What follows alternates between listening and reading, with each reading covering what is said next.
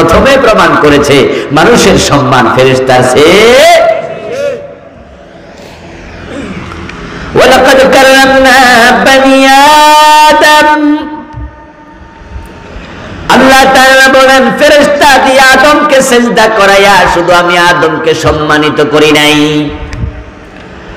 বরং কাররামনা বানি আদম, যারা আদমের সন্তান ঈমানদার আমি আল্লাহ তাদেরকে সম্মানিত করেছি। এজন্য তারা যখন কোরআন শিখার জন্য মক্তবে যাবে, মাদ্রাসায় যাবে, মাহফিলে যাবে, তাদের পায়ের নিচে ফেরেশতা পাখা বিছাইয়া প্রমাণ করে, ও আল্লাহর বান্দা আমার চেয়ে তোমার দাম আল্লাহর কাছে বেশি।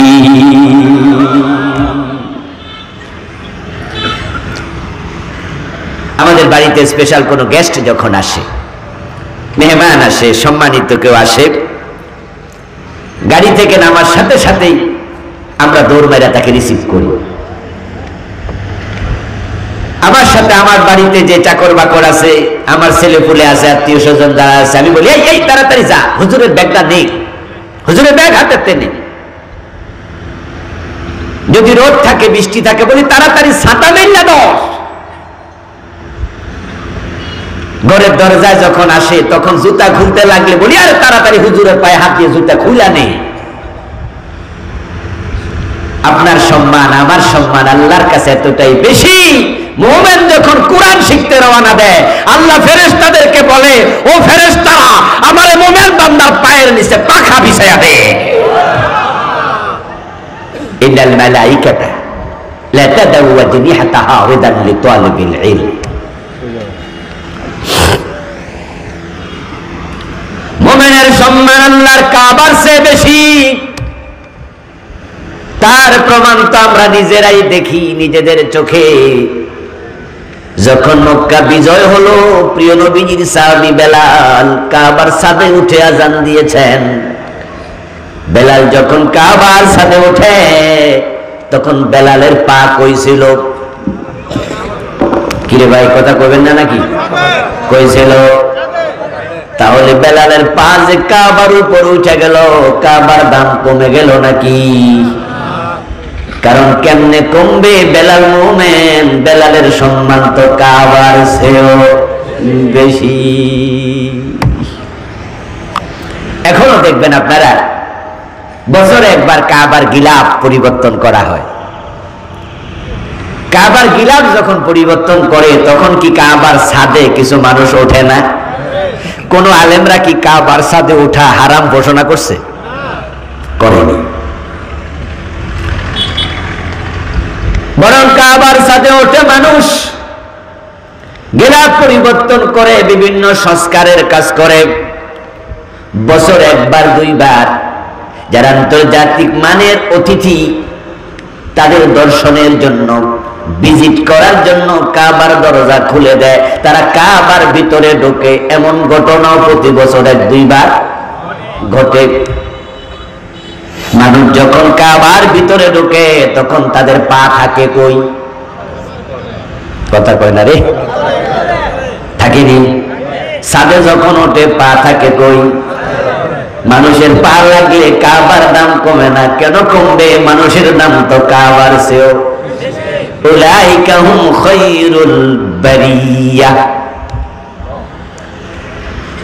এখন যারা এত দামি, জাযাউহুম ইনদা রাব্বিহিম জান্নাতু আদন। আল্লাহ আবার বলছে যারা কাফের, যারা মুশরিক তাদেরকে আমি জাহান্নামে ফেলে দেব। আর যারা ঈমান এবং নেক আমলওয়ালা হবে আমি আল্লাহ তাদেরকে চিরস্থায়ী জান্নাতের মেহমান বানিয়ে দেব। খালিদিনা ফিহা আবাদা। যারা জান্নাতে ঢুকবে তারা কোনদিন জান্নাত থেকে আর বের হবে না, চিরকাল জান্নাতের মাঝে থাকবে। রাদিয়াল্লাহু আনহুম ওয়া রাদু আনহু। যারা মুমিন ঈমানওয়ালা নেক আমলওয়ালা আমার আল্লাহ নিজে ঘোষণা দেয় আমি আল্লাহ তাদের উপর সন্তুষ্ট হয়ে গেছি এবং তারাও আমি আল্লাহর উপর জান্নাত পেয়ে সন্তুষ্ট হয়ে যাবে। তাহলে যে আয়াতে কারিমা দুটি তেলাওয়াত করলাম, দুই তিনটা মূলত মেসেজ পৌঁছে গেছে। মেসেজ হলো জান্নাত পাওয়ার জন্য ঈমান আমল জরুরি। আর ঈমান আমল যাদের থাকবে না, কুফরি করবে, শিরিক করবে, তাদের জাহান্নাম আবশ্যক। যারা মুশরিক, যারা কাফের, তারা কোনোদিন জান্নাত পাবে না। কিতাব পাওয়ার পরে মানুষ ঈমান হারায়, কিতাব পাওয়ার পরে মানুষ মুশরিক হয়, কাফের হয়। এবার আপনাদের কাছে প্রশ্ন করছি, আর একটা জবাব দেন। আমরা যারা আজকের মাহফিলে আসছি, আমাদের একটা কিতাব আছে না নাই? আমাদের কিতাবের নাম কি? আল কোরআন। এই কোরআন আমাদের কাছে আছে। এই কোরআন পাওয়ার পরেও মাজারে যাইয়া সিজদা দিয়া মুশরিক হয়। এ কোরআন থাকার পরেও পীরের কাছে ছেলে মেয়ে চাইয়া ঈমান হারায়। এ কোরআন থাকার পরেও কোরআনের আইনের বিরুদ্ধে কথা বলে ঈমান হারায়া কাফের হয়। এমন মুসলমানের সন্তানও আছে না? কিতাব পাওয়ার পরে শুধুমাত্র খ্রিস্টানরা মুশরিক কাফের হয় নাই।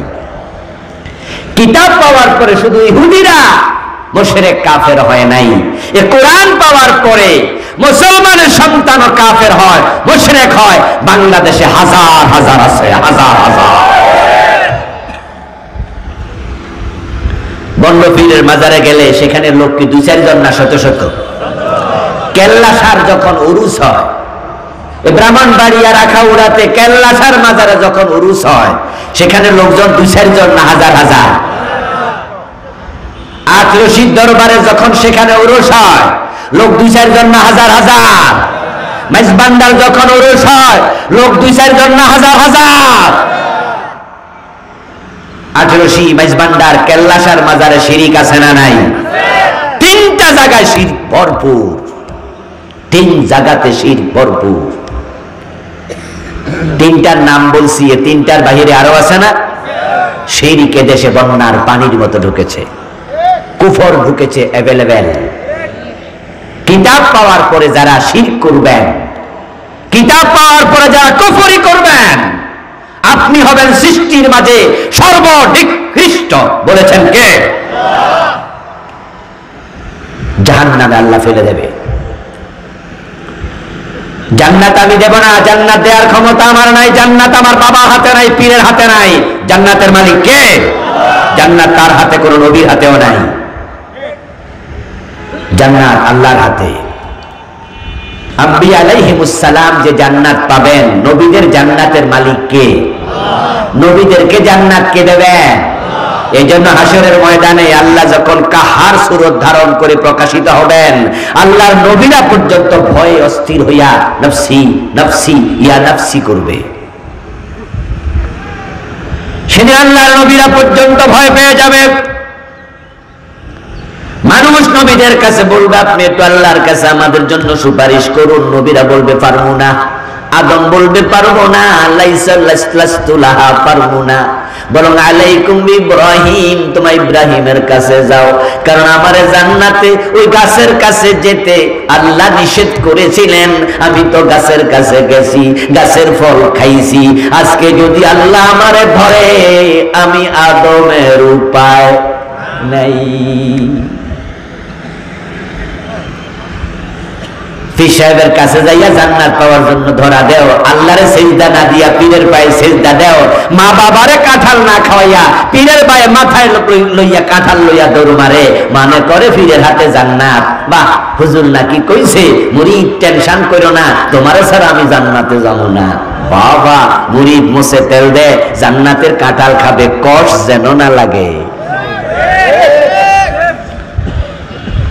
গত সপ্তাহে ফরিদপুরে আটরশি দরবারে বিশাল উরুস হলো। 2-4 জন মুরিদ এখানেও থাকতে পারেন। আপনাকে কষ্ট দিতে বলি না, সতর্কতার জন্য বলি। ওই আটরশি দরবারের উরুসে এবারে মাহফিলে মাগরিবের পরে একজন আলোচক আলোচনা করছিল হাজার হাজার শ্রোতার সামনে।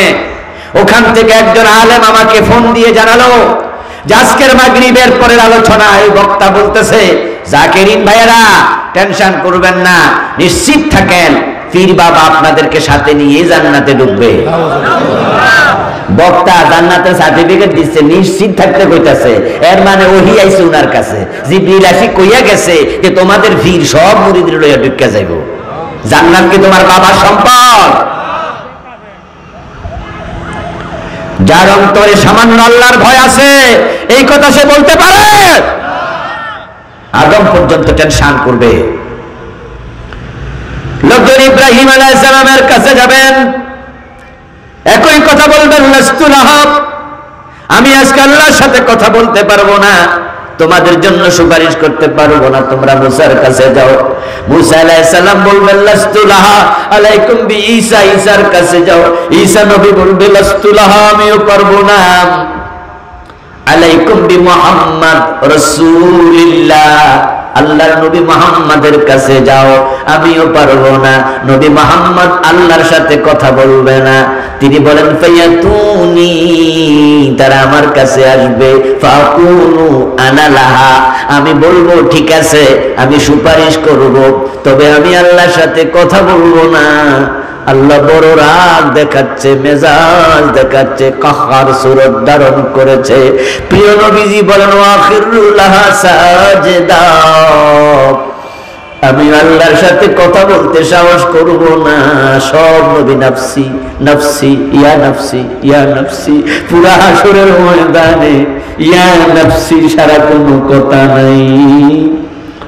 কোটি কোটি মানুষ সবাই টেনশনে, আল্লাহ জানে আমার কি খবর। আমি নবী মুহাম্মদ সিজদায় পড়ে যাব, সিজদায় পড়ে যাব, আমি আল্লাহর সাথে কথা বলবো না। আল্লাহর মেজাজ দেখে আল্লাহর সাথে কথা বলার সাহস সেদিন জিবরিল ফেরেশতাও করবে না। সূরা নাবার শেষ দিক আল্লাহ তাআলা বলছেন, যারা পারেন আমার সাথে পড়ুন, ইয়াউমা ইয়াকুমুর রূহু ওয়াল মালাইকাতু সাফফান লা ইয়াতাকাল্লামুন ইল্লা মান আযিনা লাহুর রাহমান।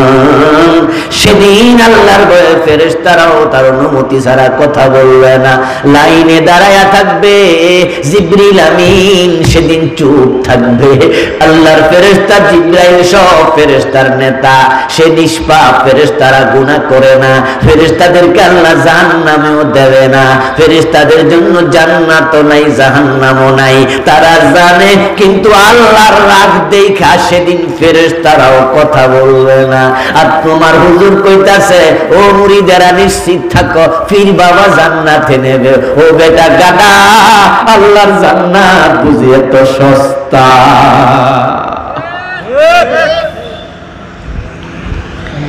এ জাতীয় ভণ্ড পীরের দরবারে যাইয়া মুরিদরা ধোঁকা খায়, মুরিদরা মনে করে জান্নাত সস্তা পাওয়া যায়, এই জন্য তাদের দরবারে গাঁজা খায়, বিড়ি খায়, দাড়ি কামায়। বেনামাজি এমন মুরিদ আছে না নাই?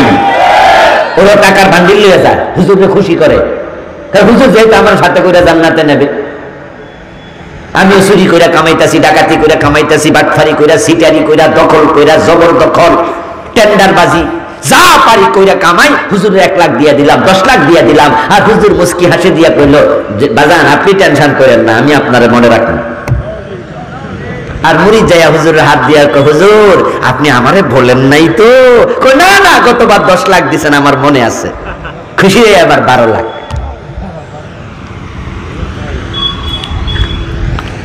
ও দোস্ত, আল্লাহর জান্নাত এত সহজ নয়। আল্লাহর নবীরা পর্যন্ত টেনশন করবে, কারণ জান্নাতের মালিক তো আল্লাহ।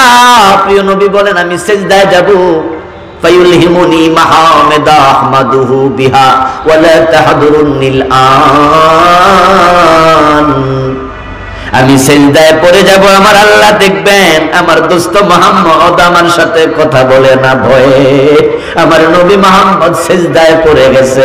প্রিয় নবী বলেন, সিজদায় থাকা অবস্থায় আল্লাহ আমার কাছে কিছু শব্দ নাজিল করবে। সুবহানাল্লাহ পড়েন, সুবহানাল্লাহ পড়েন। ওয়ায়ুলহিমুনি মাহামিদা আহমাদুহু বিহা, কিছু শব্দ আল্লাহ ইলহাম করবেন, আমার হৃদয় পটে জাগাইয়া দেবেন।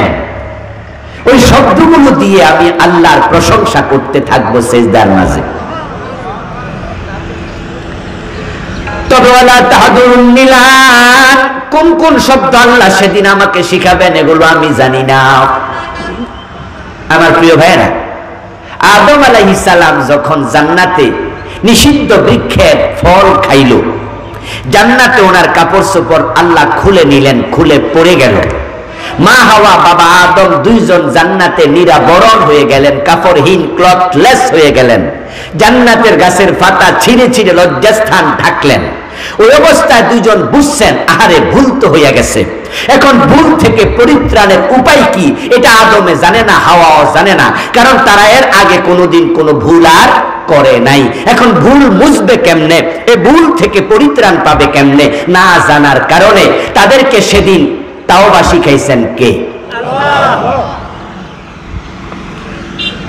কোরআনে আছে ফাতালাক্কা আদামু মির রাব্বিহি কালিমাত, সুবহানাল্লাহ পড়েন।